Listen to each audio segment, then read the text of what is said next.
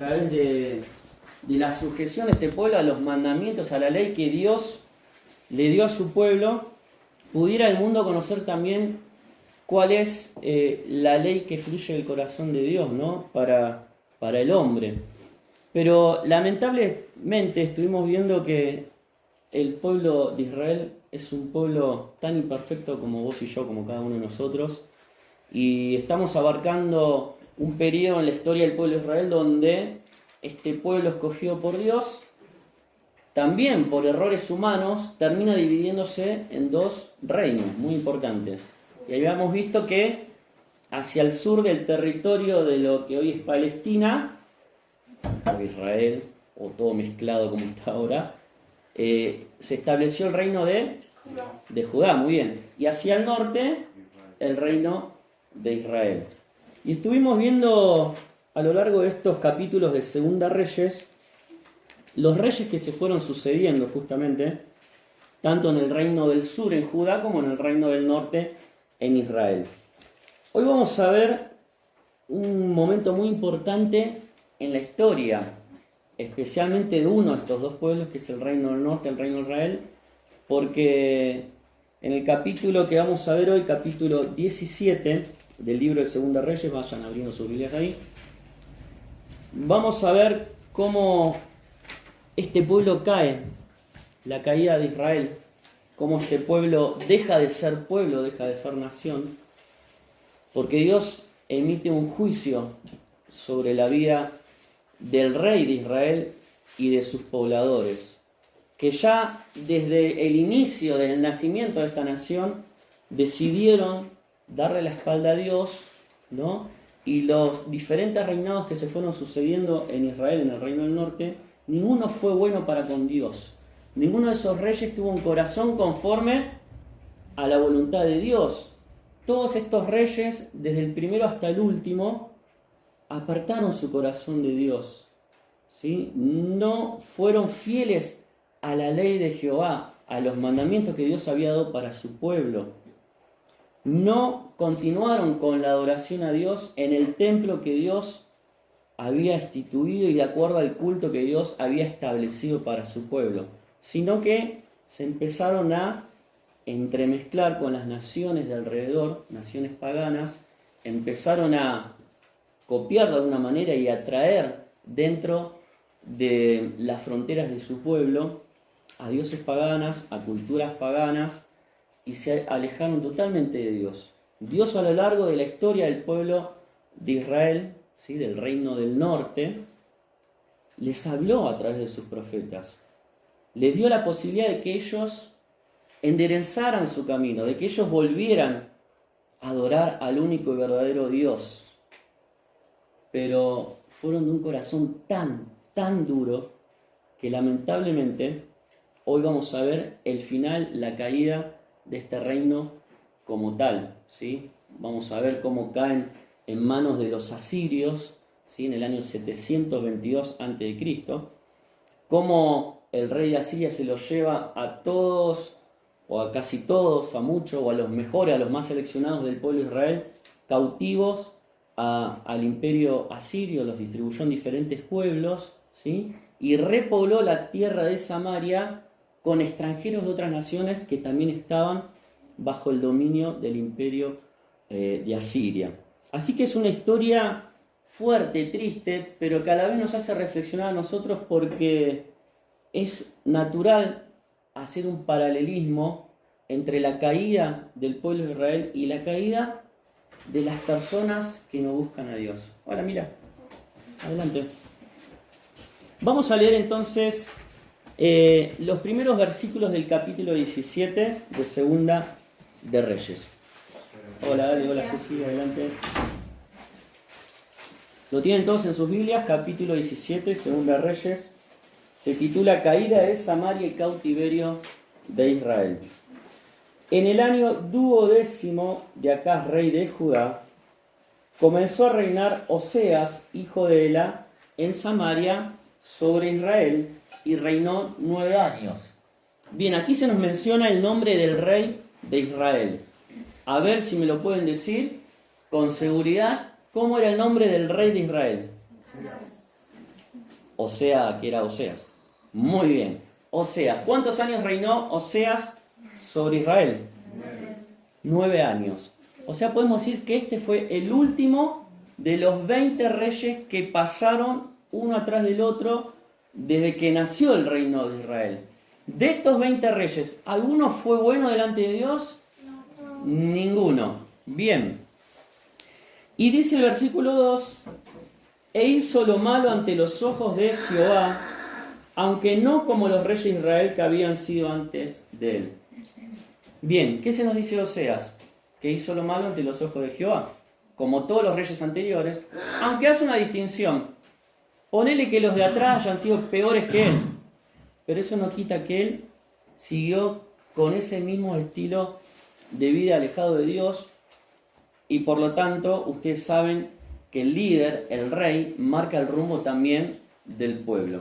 Bien, después se nos dice en el versículo 3, contra este subió Salmanasar, rey de ¿quién? De los asirios. Acá aparece otro reino y otro rey. El rey de Asiria, que se llamaba ¿cómo? Salmanasar. Nombre raro, ¿no?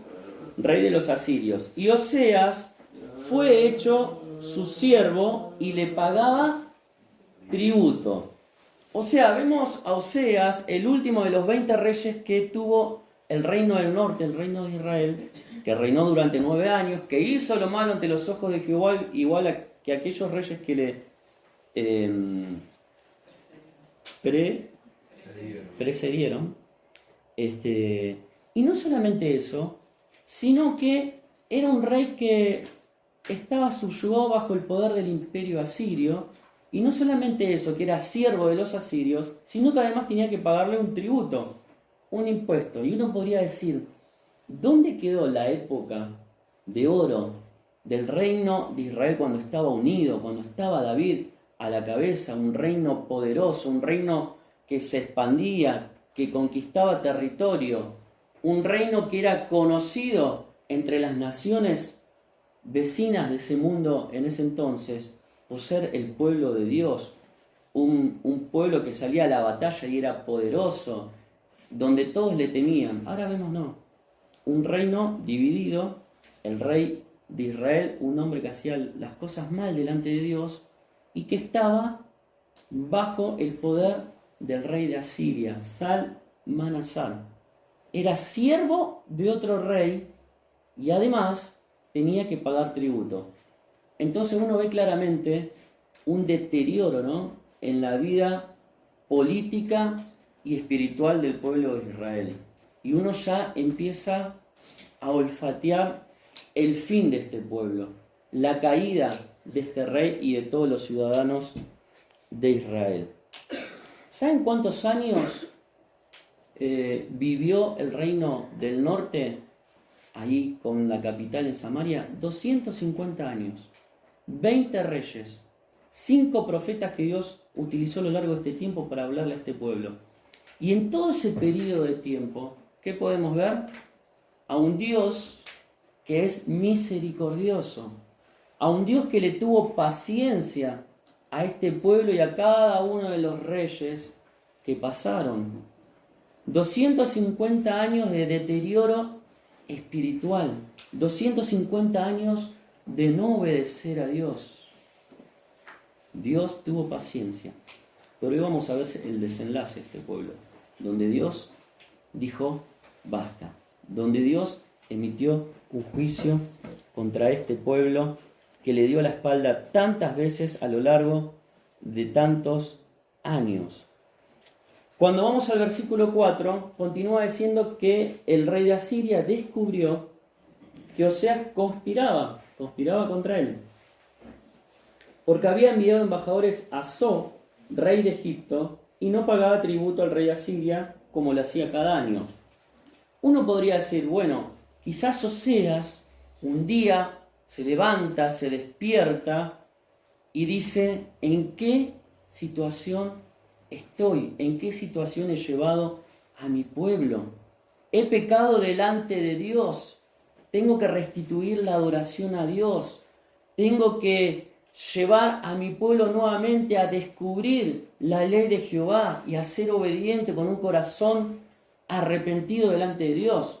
Uno podría decir eso cuando ve que Oseas se encontraba en la peor de las situaciones. Pero no. ¿Qué hace un pescador para buscar salida a su situación de pecado? Se mete en más problemas, ¿no? No buscó a Dios en una situación así, donde se había transformado en un siervo de otro rey, donde tenía que pagar tributo, donde a nivel espiritual todo estaba hecho un desastre en el pueblo de Israel. Sino que, ¿cómo actúa? Conspirando contra aquel que estaba ejerciendo el poder sobre Israel, acudiendo a otro rey que tampoco era del pueblo de Dios, baja hacia Egipto. Es decir, una cosa mal arriba de la otra. Obviamente, el rey de Asiria se entera de que el rey de Israel estaba conspirando en contra del que se quería unir con los egipcios para tratar de zafar de esa situación de servidumbre. Dejó de pagar este impuesto, este tributo anual, y dice el versículo 4, por lo que el rey de Asiria le detuvo, le aprisionó en la casa de la cárcel. ¿Qué hizo? Lo puso preso.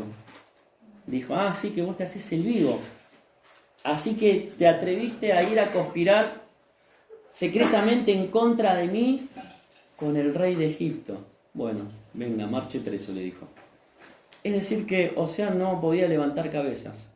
Cada vez estaba peor la situación de este rey y de su pueblo. Versículo 5.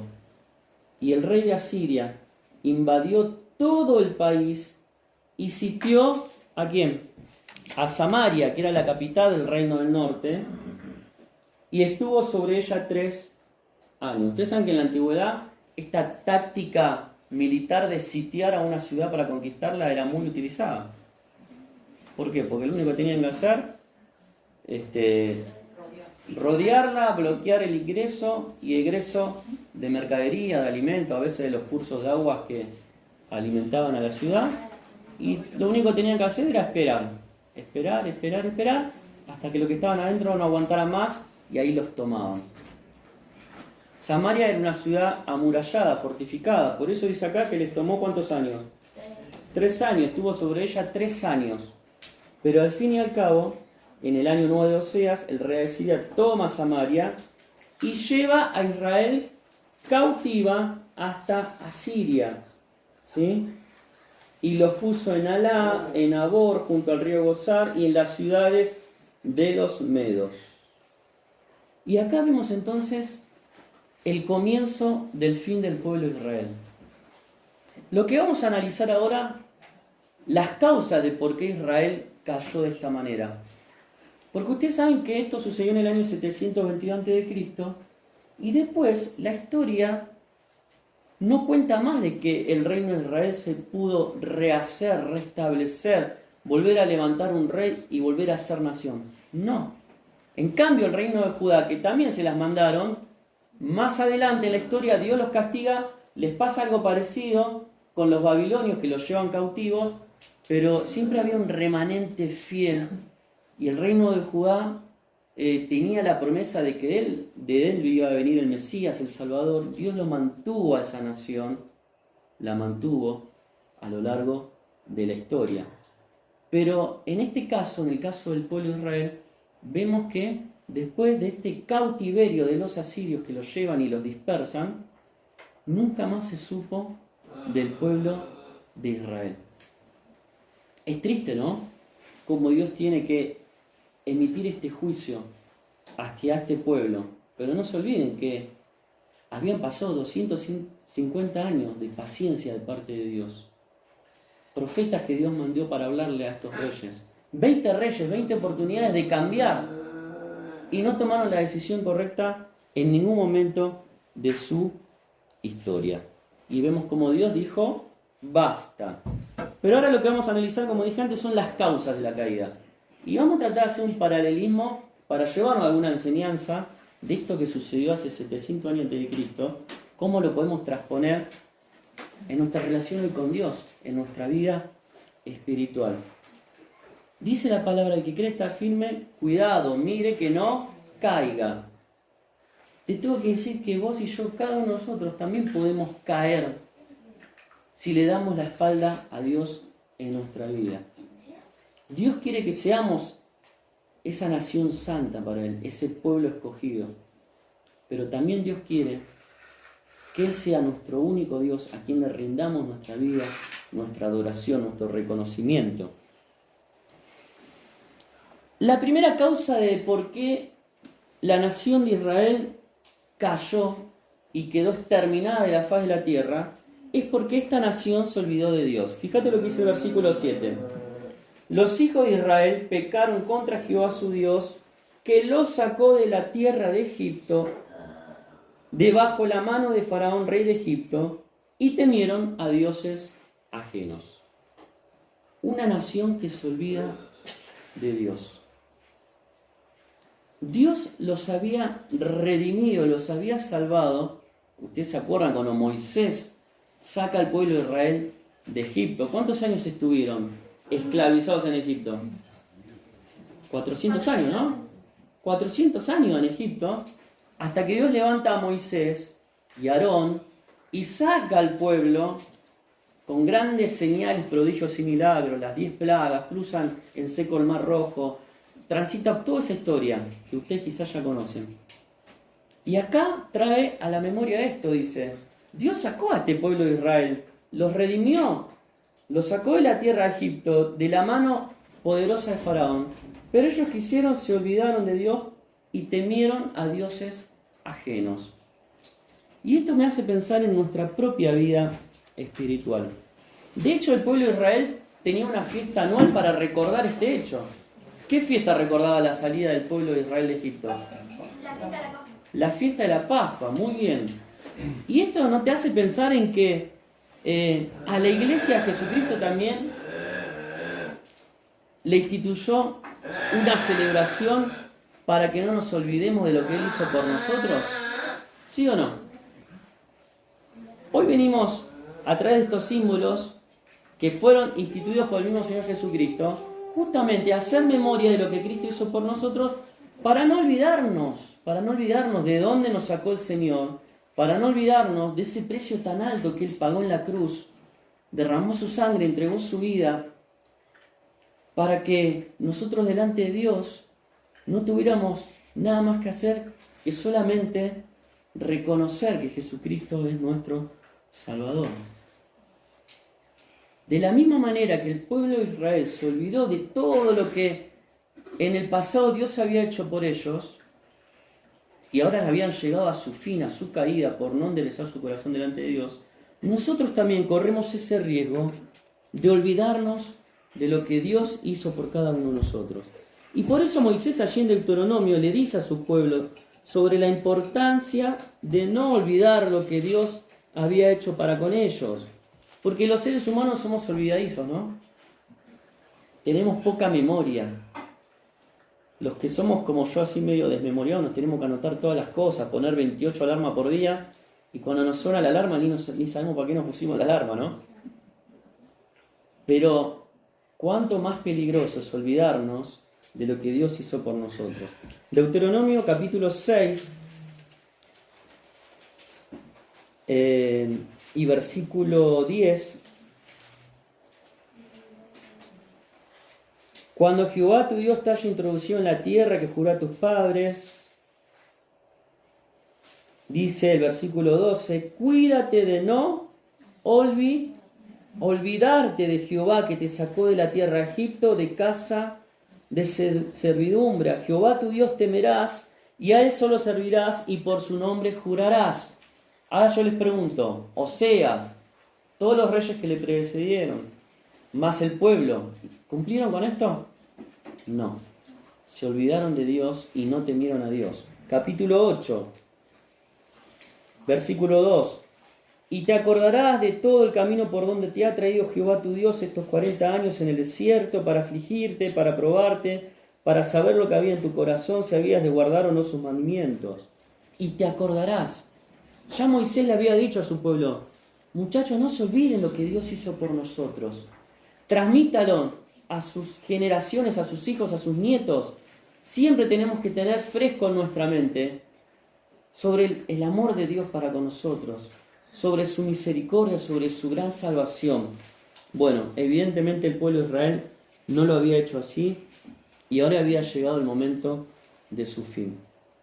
Hermanos, no nos olvidemos que Jesús pagó un precio muy alto en la cruz por tu rescate y por el mío, que Él nos redimió, que Él nos compró con su sangre. ¿Sí? Hay una canción que solemos cantar para el momento de la cena que es en memoria de ti, hoy vengo. Y después dice, hoy recordamos, ¿sí?, tu sacrificio, Señor. Que podamos cada día, no solamente cada primer día de la semana, sino cada día de la semana, recordar lo que Jesús hizo. Porque si somos olvidadizos, le estamos abriendo la puerta al pecado en nuestra vida, a otros dioses que ocupan el lugar de Dios en nuestro corazón. ¿Y sabes qué hace el pecado? Te enceguece, te hace olvidar todo lo que Jesús hizo por vos. En segundo lugar, otra causa de la caída del pueblo de Israel. Dice que la nación desobedeció secretamente a Dios. Versículo 8 y 9. Y anduvieron en los estatutos de las naciones que Jehová había lanzado de delante de los hijos de Israel, y en los estatutos que hicieron los reyes de Israel.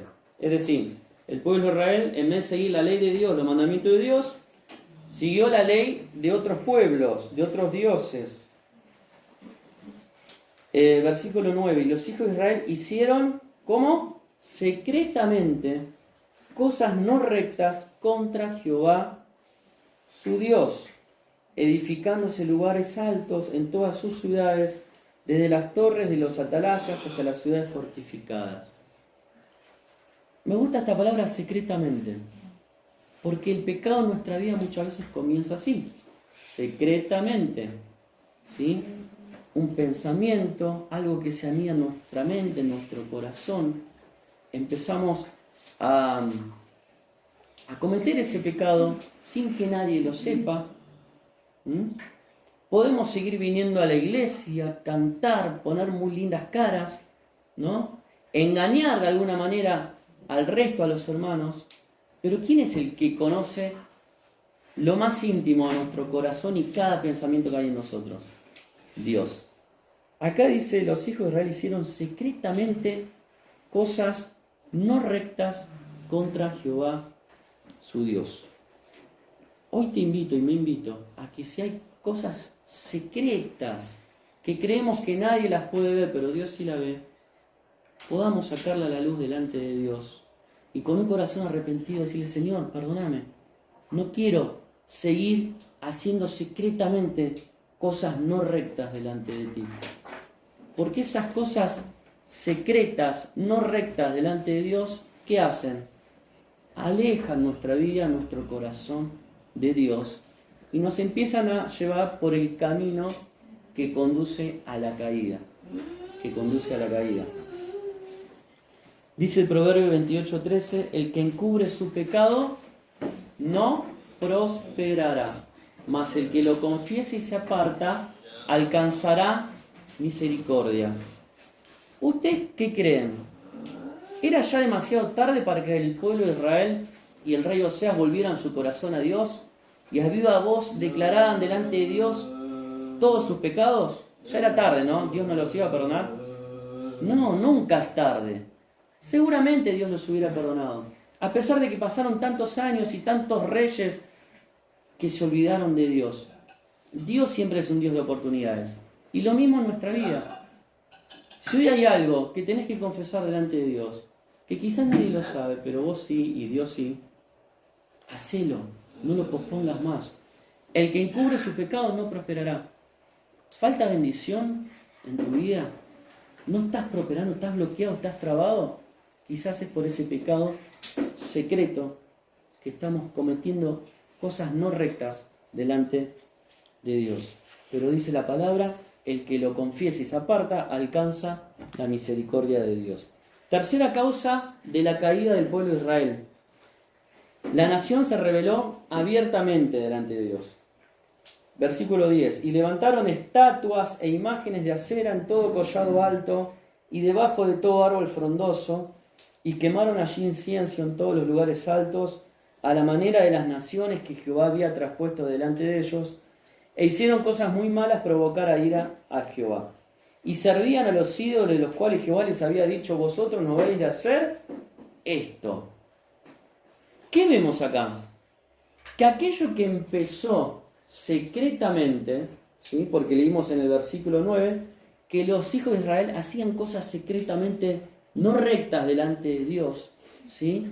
Y empezaban a adorar a esos dioses paganos en los lugares altos.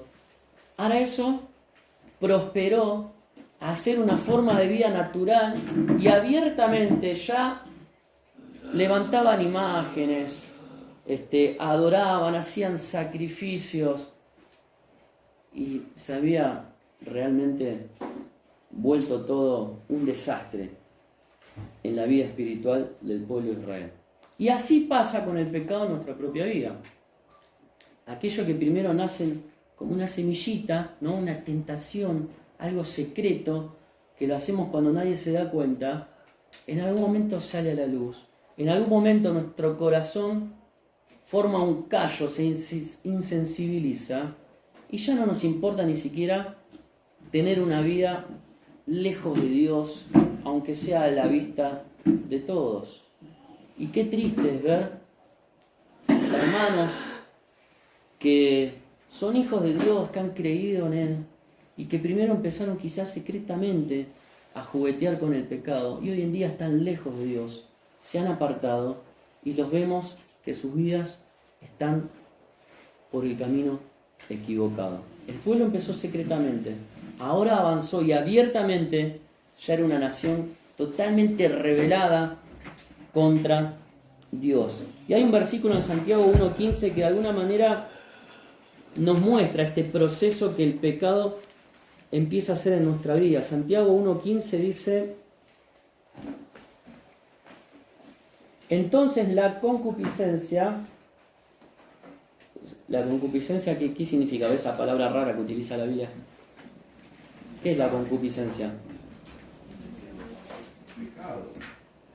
El pecado fuerte, pero que se manifiesta como un deseo que nace en nosotros fuerte, incontrolable, ¿no? Dice, esa concupiscencia, después que ha concebido, da a luz el pecado, y el pecado siendo consumado, da a luz la muerte, ¿sí? Hay un proceso creciente acá, que nos lleva hasta la muerte y separación de Dios, a la muerte espiritual y a veces física. Ese deseo que nace en tu corazón, a veces irrefrenable, si no lo controla Dios, dice que nace, es concebido y da a luz el pecado. Y ese pecado, una vez que es consumado, que es llevado a la práctica, nos lleva a la muerte. Y esto es lo que pasó con el pueblo, con la nación de Israel. Empezó secretamente a alejar su corazón de Dios. Después se rebeló abiertamente, ¿no?, contra Dios. Y terminó en la muerte. En la muerte, en la separación de Dios y en la muerte de un pueblo que había sido el pueblo escogido por Dios. Otra causa de la caída de la nación de Israel es que se resistió al llamado de Dios. Versículo 13. Jehová amonestó entonces a Israel y a Judá por medio de todos los profetas y de todos los videntes, diciendo: volveos de vuestros malos caminos y guardad mis mandamientos y mis ordenanzas conforme a todas las leyes que yo prescribí a vuestros padres y que os he enviado por medio de mis siervos los profetas. Mas ellos no obedecieron. Antes, ¿qué hicieron? Endurecieron su cerviz. Se volvieron más cabeza dura, podríamos decir. Como la cerviz de sus padres, los cuales no creyeron en Jehová su Dios. Desecharon sus estatutos y el pacto que él había hecho con sus padres y los testimonios que él había prescrito a ellos, y siguieron la vanidad y se hicieron vanos. Y se hicieron vanos. Es decir, Dios, aún hasta último momento, envió a sus profetas para decirle: vuélvanse del mal camino que están transitando, vuélvanse que yo los voy a perdonar. Pero ellos no obedecieron a Dios, se endurecieron más, se cerraron más, como lo hicieron sus padres, y además dice que se volvieron vanos. Y esto es lo más triste, ¿no?, lo que dice el versículo 15. Se volvieron vanos, inútiles, sin propósito en su vida. Cuando Dios nos habla, hermanos, hay dos caminos. El camino del quebrantamiento, del arrepentimiento, de escuchar a Dios y de postrarnos delante de Él arrepentidos por nuestros pecados, o el camino que tomó el pueblo de Israel, endurecernos aún más, cerrar más nuestro corazón. Cerrar más nuestro corazón. ¿Y cómo terminamos? Dice que se volvieron vanos. Vanos como esos dioses a los cuales servimos. Si uno lee el Salmo 115, ahí se describe lo vano que son esos dioses que muchas veces los hombres adoran, ¿no? A través de figuras que tienen boca y no hablan, que tienen ojos y no ven, que tienen oído y no oyen. Y las personas que inclinan su corazón a esos dioses se vuelven tan vanas, tan inútiles como esos dioses que no sirven para nada, que son un pedazo de madera o de otro material con que se los construya. Y esto es lo más triste. Cuando Dios nos habla y no queremos arrepentirnos y escuchar su voz, nos volvemos vanos, sin sentido en nuestra vida, sin un propósito, ¿no? Y eso es lo que es la palabra vano, inútil, en acción, en palabras, sin propósito, como los propios dioses que ellos adoraban. Y para ir terminando, la última causa por la cual la nación de Israel se extinguió, fue llevada cautivo y nunca más se cuenta en la historia, ni de la Biblia ni de la humanidad, que esta nación volvió a levantarse. La última causa es que la nación se vendió a hacer el mal. Dios le dio la última oportunidad, no escucharon y dale que va. Siguieron su rumbo hasta la caída final. Dice el versículo 16 al 23, dejaron todos los mandamientos de Jehová, se hicieron imágenes fundidas. Versículo 17, hicieron pasar a sus hijos y a sus hijas por fuego. Vos sabés que los pueblos de la antigüedad tenían un dios, el dios Moloch, que era un dios de lata, de latón. Lo calentaban tanto hasta que los brazos de este dios se ponían al rojo vivo. ¿Y que hacían? A sus propios hijitos los ponían ahí para que se quemen. ¿Cómo puede ser que el pueblo de Dios terminó en eso? ¿Cómo puede ser? Jehová, por tanto, se airó en gran manera contra Israel, los quitó de delante de su rostro y no quedó sino solo la tribu de Judá. Versículo 22. Y los hijos de Israel anduvieron en todos los pecados de Jeroboam que él hizo sin apartarse de ellos, hasta que Jehová quitó a Israel de delante de su rostro, como él lo había dicho por medio de todos los profetas sus siervos. E Israel fue llevado cautivo de su tierra a Asiria hasta hoy. Chao. Un pueblo que llegó a su fin. Dios quiera que no pase lo mismo con la vida de ninguno de nosotros. Que podamos realmente volcar nuestro corazón a Dios. Que no seamos cabeza dura, duros de servir, como decía ahí. Que podamos escuchar cuando Dios nos habla y nos dice, están yendo por el mal camino. Que podamos realmente, cada día de nuestra vida, recordar de dónde nos sacó el Señor y ese precio tan alto que Él pagó para nuestro rescate. Y después los invito a leer lo que resta del capítulo 17 a partir del versículo 24, porque ahí nos cuenta cómo el rey de Asiria se llevó a los mejores, dice, del pueblo de Israel, de Samaria, los llevó hacia más al norte, a las tierras del imperio asirio, los distribuyó, los dispersó, los separó por un montón de ciudades y repobló Samaria con ciudadanos extranjeros de otras naciones que también estaban bajo el yugo del imperio asirio. Claro, y se llenó una tierra de extranjeros que cada uno venía con su Dios, con su costumbre, con su cultura, y empezó a haber un montón de problemas ahí. Cuando esto le llega a los oídos del rey Asiria, el rey Asiria dice, bueno, a ver, buscamos un sacerdote de los que trajimos de allá de Israel y repatriarlo de vuelta allá a Samaria para que les enseñe la ley del Dios de esa tierra, ¿no? Y llevan a un sacerdote que les empieza a comunicar a todos esos pobladores extranjeros en Samaria la ley de Jehová. ¿Y saben qué pasó? ¿Esa gente se convirtió a Dios? No. ¿Qué se produjo en Samaria? La convivencia de distintas religiones. Por un lado, los pueblos dicen que temían a Jehová, pero era un temor falso, un temor pagano. Y por el otro lado, seguían adorando a sus dioses. Una vida doble.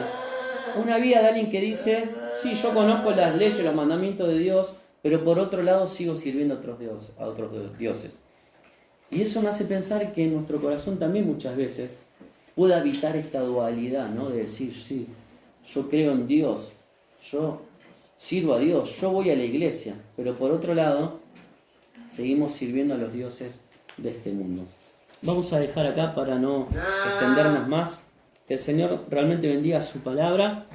Y hoy hemos visto el final del reino del norte y las causas de por qué terminaron así. Que esto pueda servir para nuestras vidas, que no nos olvidemos nunca de nuestro Señor. Hoy vamos a recordar a través del vino, que es símbolo de qué, de la sangre que Jesús derramó en la cruz, y del pan, que es símbolo de su cuerpo, ¿no? Vamos a recordar lo que Él hizo en la cruz para salvarnos a cada uno de nosotros.